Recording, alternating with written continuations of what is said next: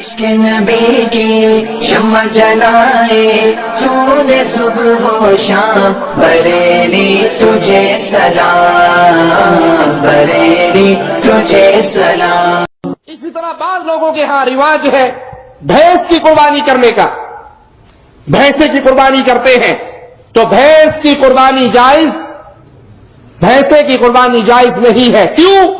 قربانی کے جانور رسول اللہ صلی اللہ علیہ وسلم نے بیان کیے، اونٹ میل اور فیمیل، اسی طرح گائے، اسی طرح بکری، یہ تین قسمیں بیان ہوئی، ان کی میل فیمیل جتنی ہے، بکری کے بعد مینڈھا، مینڈھے کی آگے جتنی نسلیں ہیں وہ ساری جائز ہیں۔ بھینس کا ذکر حدیث میں نہیں ہے، اگرچہ بھینس حلال ہے، چار پاؤں والی چوپائے میں شامل ہے، لیکن ان نشانیوں پر قیاس کرتے ہوئے قربانی کے جانوروں میں اور جانور داخل نہیں کر سکتے۔ اگر یوں قیاس کریں گے تو بکری پہ ہرن کو قیاس کرو، ہرن کی قربانی میں جائز کرو، نہیں، قربانی کے جانور بیان ہو چکے، اونٹ، گائے، بکری، مینڈھا ٹائی، اس میں سے جتنی چیزیں ہیں وہ تمام قربانی کے جانور ہیں۔ السلام علیکم ورحمۃ اللہ وبرکاتہ۔ محترم سامعین، جیسا کہ آپ نے توصیف الرحمن سلفی وہابی کی اس کلپ کو سماعت کی جس میں انہوں نے کہا کہ بھینس کی قربانی جائز نہیں ہے کیونکہ حدیث میں بھینس کا ذکر نہیں ہے، آئیے میں آپ سامعین کے سامنے تمام مدلل اور مفصل گفتگو پیش کروں، خود ان کی کتابوں سے اور 1400 صدی صحابہ کے زمان سے لے کر تابعین، تبع تابعین اور آج کے بزرگان دین فقہا کی کتابوں سے میں اس بات کو ثابت کروں کہ بھینس کی قربانی کیوں جائز ہے اور کیا وجہ ہے۔ سب سے پہلی بات تو یہ ہے کہ اہل سنت و جماعت کے نزدیک بھینس گائے کی قسم سے ہے، اس لیے اس کی قربانی جائز ہے۔ قرآن و حدیث میں بھینس کا ذکر نہیں ہے، یہ اسی طرح ہے جس طرح بہت ساری چیزوں کا ذکر قرآن و حدیث میں نہیں ہے لیکن دوسری چیزوں پر قیاس کر کے اس پر عمل کرتے ہیں۔ اس بات پر امت کا اجماع ہے کہ بھینس گائے کی قسم سے ہے اور یہ بہیمۃ الانعام سے ہے، اس پر صحابہ، تابعین، علماء امت کے اقوال موجود ہیں۔ غیر مقلد وہابی نام نہاد اہل حدیث اہل سنت و جماعت کو کہتے ہیں کہ بھینس کی قربانی جائز نہیں، اگر جائز ہے تو حدیث سے ثابت کرو کہ سرور کائنات صلی اللہ تعالی وسلم نے بھینس کی قربانی کی ہو۔ اس بات پر میں وہابی کے گھر کے اکابر عالم اور شیخ الکل کی کتابوں سے اور 1400 صدی کے بزرگان دین کی کتابوں سے میں اس بات کو ثابت کروں، اس سے پہلے میں اس شیطان سے پوچھتا ہوں کہ تمہارے مذہب نامہذب میں مرغی اور انڈے کی قربانی جائز ہے تو یہ بتاؤ کہ کس آیت سے ثابت ہے اور کس حدیث صحیح مرفوع سے ثابت ہے کہ اللہ کے نبی صلی اللہ علیہ وسلم نے حکم فرمایا ہو کہ مرغی اور انڈے کی قربانی کرو۔ تمہاری پوری ذریت کو، پوری جماعت وہابیت کو چیلنج ہے کہ اس بات کو قیامت تک ثابت نہیں کر سکتی، اور اہل سنت و جماعت کوئی کام کرتے ہیں تو حدیث و قرآن کی روشنی میں کرتے ہیں۔ بھینس اور بھینسا کی قربانی جائز و درست ہے، سلف و خلف بھینس کی قربانی کرتے آئے، اس کا انکار صرف فرقہ وہابیہ غیر مقلد نے کیا۔ اب آئیے بھینس کی قربانی پر دلائل خود ان کی گھر کی کتابوں سے، ان کو جوتا مارتا ہوں خود ان کے گھر کی کتابوں سے۔ وہابی کے بہت بڑے عالم دین، بہت بڑے شیخ الکل جسے وہ کہتے ہیں شیخ الکل، نذیر حسین دہلوی نے اپنی کتاب فتاوی نذیریہ جلد نمبر 3 میں لکھا، کیا لکھا کہ قربانی کے جانور کی عمر بیان کرتے ہوئے انہوں نے لکھا کہ بھینس میں اور گائے میں 2 سال کی عمر ہو، آگے لکھا کہ بھینس گائے کے حکم میں ہے۔ وہابی کے ایک دوسرے عالم مولوی، بہت بڑے مشہور و معروف مولوی ثناء اللہ نے بھینس کی قربانی کو جائز قرار دیتے ہوئے لکھا کہ عرب لوگ بھینس کو گائے میں داخل سمجھتے ہیں، فتاوی ثنائیہ جلد نمبر 1۔ اسی طرح سے ابو البرکات احمد وہابی نے لکھا کہ بھینس اور بھینسا دونوں گائے کی قسم سے ہے، لہٰذا اس کا حکم بھی گائے کی طرح ہے، فتاوی برکاتیہ صفحہ نمبر 342 میں ہے۔ اسی طرح سے وہابی کے ایک بہت بڑے مولوی عبدالستار دہلوی وہابی سے سوال ہوا کیا بھینس کی قربانی جائز ہے؟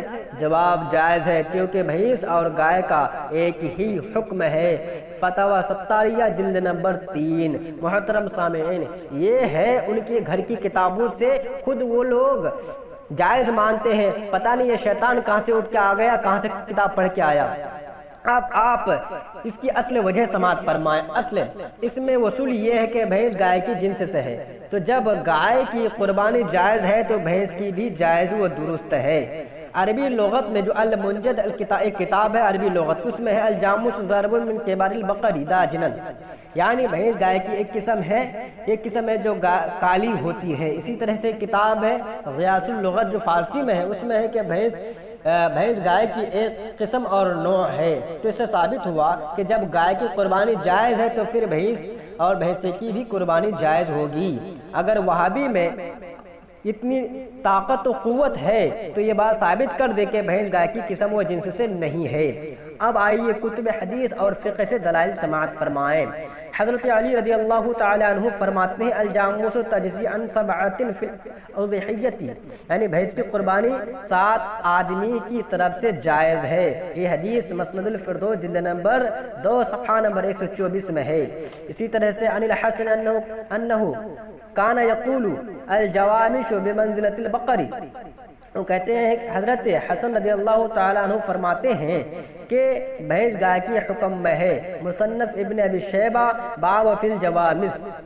اسی طرح سے امام ابن شہاب فرماتے ہیں ان عمر بن عبدالعزیز کتب ان تؤخذ صدقۃ الجوامس کما تؤخذ صدقۃ البقر، حضرت عمر بن عبدالعزیز نے لکھا کہ بھینسوں کی بھی زکوٰۃ ایسے ہی لی جائے جیسے گائے کی زکوٰۃ لی جاتی ہے۔ الاموال لابن زنجویہ، امام فقی ابو لیث نصر بن محمد سمرقندی فرماتے ہیں وَيَدْخُلُ فِي الْبَقْرَةِ بقرۃ الجاموس، گائے میں بھینس بھی داخل ہے۔ فتویٰ النوازل، امام علاء الدین ابو بکر بن مسعود کاسانی لکھتے ہیں والجاموس نوع من البقر بدلیل انہ یضم ذلک الغنم فی باب الزکوٰۃ، بھینس گائے کی ایک قسم ہے، دلیل یہ ہے کہ بھینس زکوٰۃ کے مسئلے میں گائے سے ملائی جاتی ہے۔ بدائع الصناعی کتاب التضحیہ جلد نمبر 5 میں ہے۔ اسی طرح سے علامہ حسن بن منصور قاضی خان لکھتے ہیں الاضحیۃ تجوز من 4 من الحیوان الضان والمعز والبقر والابل وذکورها واناثها وكذلك الجاموس لانه نوع من البقر، فتویٰ قاضی خان کتاب التضحیہ جلد نمبر 3 میں ہے۔